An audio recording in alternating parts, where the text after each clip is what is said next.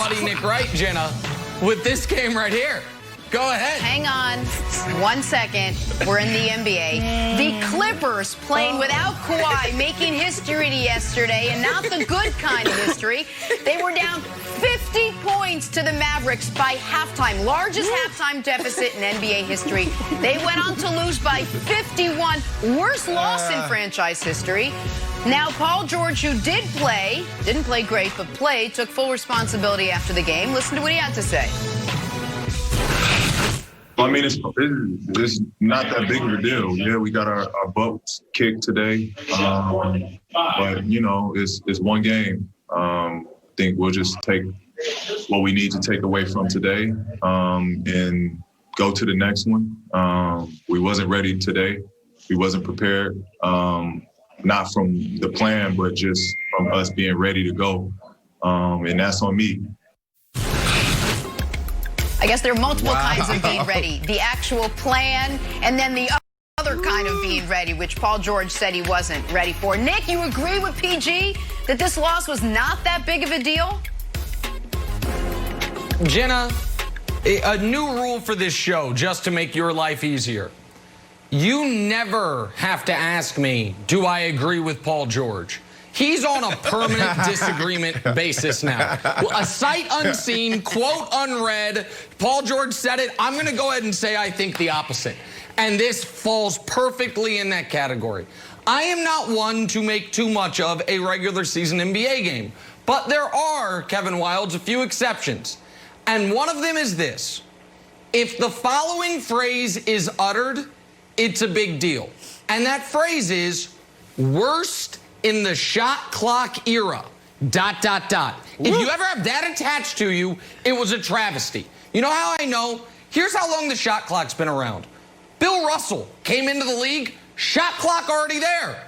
Bill Russell's been 100 years old my whole life. He played 0 games before the shot clock era. Nick, stop it. When you have the worst game in the shot clock era, the worst first half in NBA history, it's something of a deal. And for a team that, you know, certain all-pro, arguable Hall of Fame caliber, good-looking wide receivers argue on television are going to the NBA Finals. For that team to have this game, I would be extra concerned. So, Kevin Wildes, I say it was a big deal, that Paul George is wrong, and that was an embarrassment for them. Yeah, I would say it's noteworthy. Ty Lue, after the game, said, like, yeah, we didn't have a lot of fight and we didn't have a lot of pop. And I'm like, you think? Like, even when they were down 50, I get it. The shots aren't going in. Dallas heats up a little bit. Kawhi's gone. But you can still try. So the fact, Brandon, that it was an effort issue, like even late in the fourth quarter, Boban's catching one-handed, not jumping dunks, and the Mavericks are like crashing the boards. Like, they're up 50 at this point. So for me, Brandon, I would be, I don't know, if you wanted to bail out on your Clippers finals pick, which I think you should right now, I think it would be good for you. No, but I would be 5 minutes very into the shocked. season.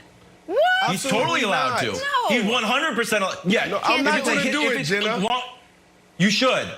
Thank you, Brandon. Brandon, Listen, it's a big deal because of what Nick said, and I would have chose my words differently if I was Paul George, but it's not indicative to what's to come for the rest of the season. You got to think about it. A lot of emotions running high at the beginning of the year. They're coming off of a terrible performance and an implosion in the bubble. And then you go out and on opening night, you beat the Lakers, you crush the Lakers. And then you play on Christmas Day against the Denver Nuggets and you beat them. Paul George said it. He said, we didn't come to play. I was celebrating too much. The game just caught up to me too fast. That's what he said. This is a team that didn't come to play. One team in the first half made 9 3-pointers. The other team missed 18. That's all this is. Now, Paul George, I agree with Nick, should have chose his words differently. And when you do something that's never been done in history before, it's a big deal. But you don't have Kawhi Leonard. You don't have Marcus Morris.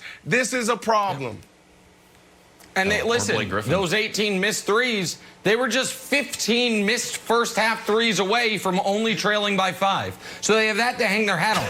And in the Clippers' defense, and I know people say that I'm mean to the Clippers. In their defense, when Paul George says we just weren't ready, it is an odd thing in this year's NBA schedule that Adam Silver has added pop games. Like you had pop quizzes back in school. It's like, hey, nope, not a day off. You got to play the Mavs. Yeah. Show up at the arena 4 o'clock. It's like, damn, I was opening more Christmas presents. Like, nope, you got a game today.